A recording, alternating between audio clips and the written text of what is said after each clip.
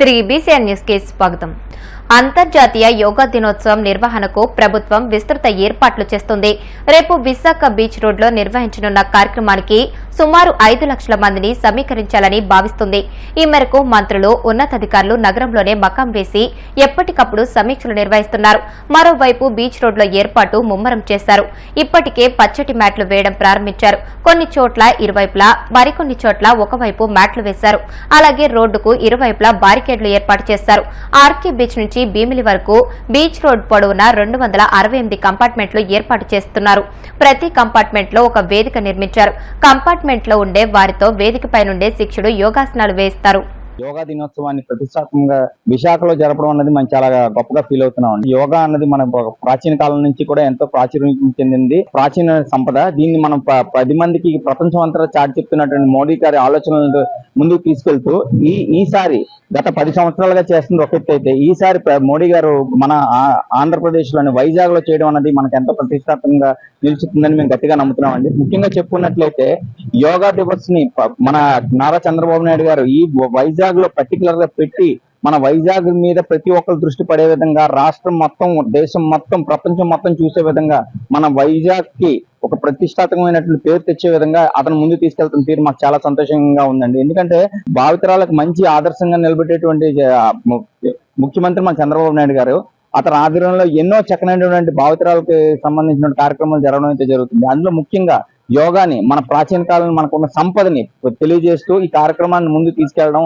దానికి మోడీ గారు దానికి రావడం 26 కిలోమీటర్ల వరకు ఆర్కే బీచ్ నుంచి మొదలు పెట్టుకుని రాష్ట్రానికి మంచి పేరు తెస్తూ Guinness book of world records లో కూడా యోగా దినోత్సవం కోసం ప్రతి ఒక్కరు పాటు పడతారని చెప్పి మేము గట్టిగా నమ్ముతున్నాం.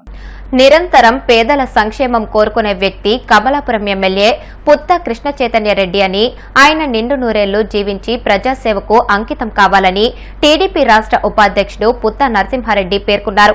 కడప జిల్లా కమలాపురంలో ఎమ్మెల్యే పుత్త కృష్ణ చైతన్య రెడ్డి 44వ జన్మదిన వేడుకలను టీడీపీ కార్యాలయంలో ఘనంగా నిర్వహించారు. అనంతరం అభిమానులు, కార్యకర్తలు రక్తదానం చేశారు.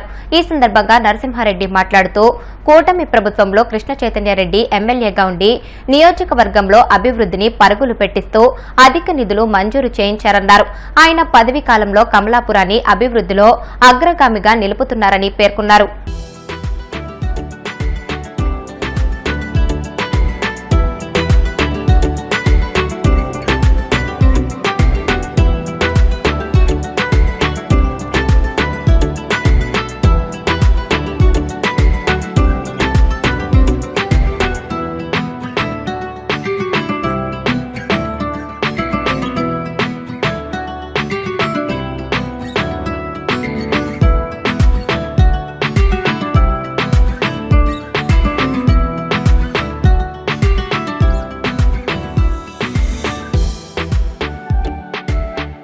కృష్ణ చైతన్య రెడ్డి గారిది 44వ సంవత్సరం బర్త్డే సందర్భంగా ఈరోజు కమలాపురం నియోజకవర్గంలో కమలాపురం టౌన్లో బర్త్డే కార్యక్రమాన్ని ప్రారంభించడం జరిగింది. కేక్ కట్ చేసి అలాగే బ్లడ్ ఇచ్చే వాళ్ళందరినీ కూడా బ్లడ్ డొనేషన్ చేస్తున్నారు. వాళ్ళందరికీ కూడా కృతజ్ఞతలు తెలియజేస్తాం. మంచి జరగాలని, మన కాన్స్టిట్యున్సీకి ఎక్కువ నిధులు తీసుకొచ్చేసి బాగా అభివృద్ధి చేయాలని కోరుకుంటూ ఆ దేవుడు అన్ని రకాల సాయం చేయాలని కోరుకుంటూ సెలవు తీసుకుంటాం. శ్రీ పుత్త కృష్ణ చైతన్య రెడ్డి గారి 44వ జన్మదిన శుభాకాంక్షలు.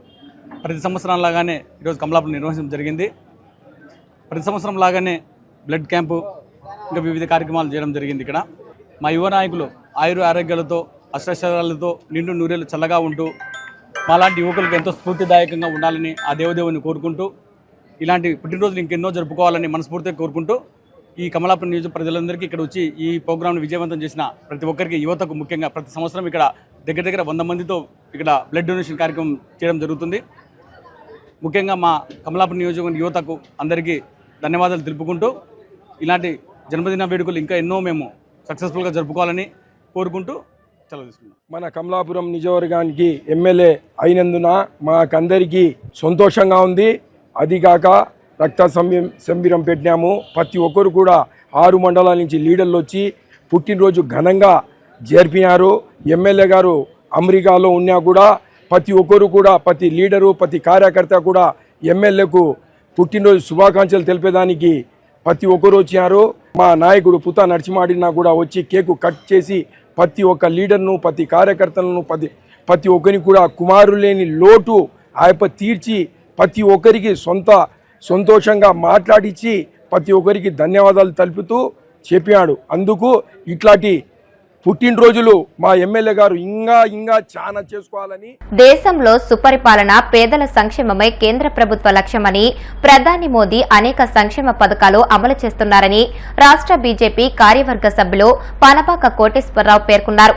తిరుపతి జిల్లా గూడూరు 2వ పట్టణ పరిధిలోని నరసింగరావుపేటలో ఉన్న బీజేపీ కార్యాలయంలో అర్బన్ మండల పార్టీ బీజేపీ అధ్యక్షులు కె దయాకర్ ఆధ్వర్యంలో వికసిత భారత్ సంకల్ప సభను నిర్వహించి మొక్కలు నాటారు. ఈ సందర్భంగా పనపాక కోటేశ్వరరావు మాట్లాడుతూ గడిచిన 11 సంవత్సరాల్లో దేశం ఎంతో అభివృద్ధి చెందిందని, అవినీతి లేని పాలన అందిస్తున్నారని తెలియజేశారు. అర్హులైన పేదలందరికీ సంక్షేమ పథకాలు అందేలా స్థానిక నాయకులు చొరవ చూడాలని, కేంద్ర ప్రభుత్వ పథకాలను వారికి వివరించాలని సూచించారు. ఈరోజు నరేంద్ర మోడీ గారి నాయకత్వంలోని భారతీయ జనతా పార్టీ స్థాపించి అది ప్రధానమంత్రిగా నియమించి 11 సంవత్సరాల సందర్భంగా ఈరోజు వికసిత భారత్ సంకల్ప సభని గూడూరు పట్టణంలో ఇలా మా కార్యకర్తలు నాయకులను చేరుకోవడం చాలా సంతోషంగా ఉంది. ఈ కార్యక్రమం ముఖ్య ఉద్దేశం నరేంద్ర మోడీ గారి వికసిత భారత్ 2047 విజన్గా ఇది రూపొందించబడింది.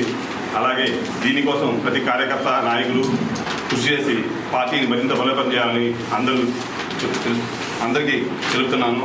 అలాగే ఇక్కడ విచ్చేసిన మన ముఖ్య అతిథులు పనపాక కోటేశ్వరరావు గారికి, బిందురెడ్డి గారికి, అలాగే మన కోట మండల అధ్యక్షుడు సురేష్కి, అలాగే మాజీ మండల అధ్యక్షుడు బాలకృష్ణ నాయుడు గారికి కూడా నా కృతజ్ఞతలు తెలియజేసుకుంటూ సెలవు తీసుకుంటున్నాను. అందరికీ నమస్కారం. ఈరోజు మన మీటింగ్ సందర్భంగా భారతీయ జనతా పార్టీ నరేంద్ర మోడీ గారి సిద్ధాంతాలన్నీ నమ్మి మన పార్టీలోకి కొత్తగా మోహన్ గారు, అశ్విన్ గారు మరియు ఆశిక్ గారు మన పార్టీ చాలా సంతోషంగా ఉందని మనస్ఫూర్తిగా తెలియజేస్తున్నాం. లోక్సభ ప్రతిపక్ష నేత రాహుల్ గాంధీ 55వ జన్మదిన వేడుకలు విశాఖ కాంగ్రెస్ పార్టీ కార్యాలయంలో ఘనంగా జరిగాయి. విశాఖ డీసీసీ అధ్యక్షులు వర్మరాజు ఆధ్వర్యంలో జరిగిన వేడుకల్లో పార్టీ శ్రేణులు ఉత్సాహంగా పాల్గొన్నారు. ఈ సందర్భంగా ఆయన మాట్లాడుతూ దేశంలో కాంగ్రెస్ పార్టీ బలోపేతం దిశగా ముందుకు సాగుతుందని, రాష్ట్రంలో ప్రభుత్వ వైఫల్యాలను ఎండగట్టే పార్టీ కాంగ్రెస్ పార్టీ ఒక్కటేనని పేర్కొన్నారు. అనంతరం పార్టీ శ్రేణులు రక్తదానం చేశారు. మన భావి భారత ప్రధాని రాహుల్ గాంధీ గారి 55వ బర్త్డే సందర్భంగా జిల్లా కమిటీ విశాఖ కాంగ్రెస్ కార్యాలయంలో ఇవాళ బ్లడ్ డొనేషన్ క్యాంప్, అలాగే రాహుల్ గాంధీ గారు బర్త్డే సందర్భంగా జిల్లా కాంగ్రెస్ పార్టీ కార్యక్రమంలో సర్వీస్ యాక్టివిటీ అయినటువంటి బ్లడ్ డొనేషన్ లయన్స్ క్లబ్ వారి ఆధ్వర్యంలో ఇక్కడ నిర్వహించడం జరిగింది. అలాగే ఈ బర్త్డే సెలబ్రేషన్ మా జిల్లా కాంగ్రెస్ కార్యాలయంలో మేము అందరం ఘనంగా జరుపుకుంటాం. ఎందుకంటే ఇవాళ మన ఇండియాకి కావలసిన ఎవరైనా మంచి యువకుడు అయినటువంటి పిఎం కావాల్సిన వ్యక్తి ఎవరైనా ఉన్నారంటే మంచి ఎడ్యుకేటెడ్, మంచి నాలెడ్జ్, దేశం కోసం ప్రాణాలు సైతం అర్పించినటువంటి ఫ్యామిలీ రాజీవ్ గాంధీ గారి తనయుడు, అలాగే ఇందిరాగాంధీ గారి మనవడు అయినటువంటి రాహుల్ గాంధీ గారి లాంటి వ్యక్తి పిఎంగా ఫ్యూచర్లో మనం చూడబోతున్నాం. ఎందుకంటే ఖచ్చితంగా ఇవాళ ఈ బీజేపీ ప్రభుత్వం చేస్తున్న ఆగడాలకి అపోజిషన్ లీడర్గా ఏకదాటిగా బీజేపీకి మన ఇండియాలో తిరిగి సమాధానం చెప్పి ప్రజల కోసం నిలబడే వ్యక్తి ఎవరైనా ఉన్నారంటే రాహుల్ గాంధీ గారు. అటువంటి వ్యక్తి జన్మదిన కార్యక్రమంలో మనందరం కలిసి చేసుకోవడం చాలా హ్యాపీగా ఉంది. అలాగే ఈరోజు మీకు ఇంకొక విషయం ఏంటంటే మా బీసీసీ అధ్యక్షురాలైనటువంటి వైఎస్ శర్మిలారెడ్డి గారు విశాఖపట్నం టూర్ రేపు ఉంది. అదే పార్టీ ఆఫీసులో పార్టీ బలోపేతానికి ఆంధ్రప్రదేశ్లో ఇదివరకు కాంగ్రెస్ పార్టీ ఆంధ్రప్రదేశ్లో కాంగ్రెస్ పార్టీ ఉందా అనేవారు. ఇవాళ కాంగ్రెస్ పార్టీ ఆంధ్రప్రదేశ్లో ఈ కూటమి ప్రభుత్వానికి అపోజిషన్ పార్టీ ఏదైనా ఉందంటే మా కాంగ్రెస్ పార్టీ ఒకటే ఉంది. అన్ని పార్టీలు బీజేపీతో అనుకూలంగా ఉన్న పార్టీలే, జగన్ పార్టీ కానీ, వైఎస్ఆర్ కాంగ్రెస్ కానీ, జనసేన కానీ, టీడీపీ కానీ. ఇవాళ ఏదైనా ఉన్నది కాంగ్రెస్ పార్టీ మాత్రమే. ఇవాళ మా శర్మిలారెడ్డి గారు ఉత్తరాంధ్ర పర్యటన నిన్న ఇచ్చేసి ఉన్నారు. ఇవాళ శ్రీకాకుళం, విజయనగరం జిల్లాలో పర్యటన అయితే తర్వాత రేపు మార్నింగ్ ఇక్కడ 10 గంటల నుంచి 12 గంటల వరకు ఇక్కడ కార్యవర్గ సమావేశం ఏర్పాటు చేయడం జరిగింది. అలాగే ఈ కార్యక్రమం ఇక్కడ ఇదే పార్టీ ఆఫీస్లో రేపు నిర్వహిస్తాం. దీనికి ఏంటంటే మెయిన్ మా పిసిసి అధ్యక్షురాలు అనేటువంటి వైఎస్ షర్మిలారెడ్డి గారి ముఖ్య ఉద్దేశం ఏంటంటే 2029కి ఆంధ్రప్రదేశ్లో కాంగ్రెస్ పార్టీ అధికారంలోకి రావాలి. ఆ దిశగా ఆవిడ రాష్ట్రంతో పర్యటిస్తూ మా నాయకుల్లో ఉన్న పార్టీని స్ట్రెంథన్ చేయడం కోసం, పార్టీని గ్రౌండ్ లెవెల్లో అదే గ్రామ స్థాయి నుంచి పార్టీని మళ్ళీ స్ట్రెంథన్ చేయడం కోసం ఆవిడ పార్టీ జిల్లా పర్యటన చేస్తున్నారు. వార్తలు ముగించే ముందు ముఖ్యాంశాలు మరొకసారి. సముద్రంలో కలిసే నీళ్లు వాడుకుంటే అభ్యంతరం ఎందుకని ప్రశ్నించిన చంద్రబాబు. బనకచర్ల ప్రాజెక్టుపై గొడవలు చేసి ప్రజలను మభ్యపెట్టొద్దన్న సీఎం.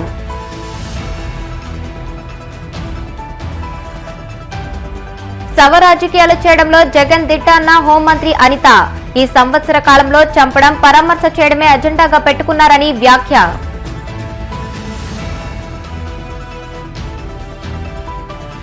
ప్రతి ఒక్కరి జీవితంలో యోగాను అంతర్భాగం చేసుకోవాలి.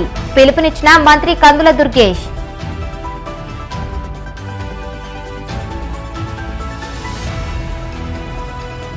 భీమవరంలో మద్యం మత్తులో యువకుల వీరంగం. కాలేజీ బస్సులో వెళ్తున్న విద్యార్థిపై మూకుమ్మడి దాడి. ఈ వార్తలు ఇంతటితో సమాప్తం. మరిన్ని వార్తల కోసం BCN digital YouTube channel, Facebook page ని ఫాలో అవ్వండి. అప్డేటెడ్ వార్తల కోసం ప్లీజ్ సబ్స్క్రైబ్.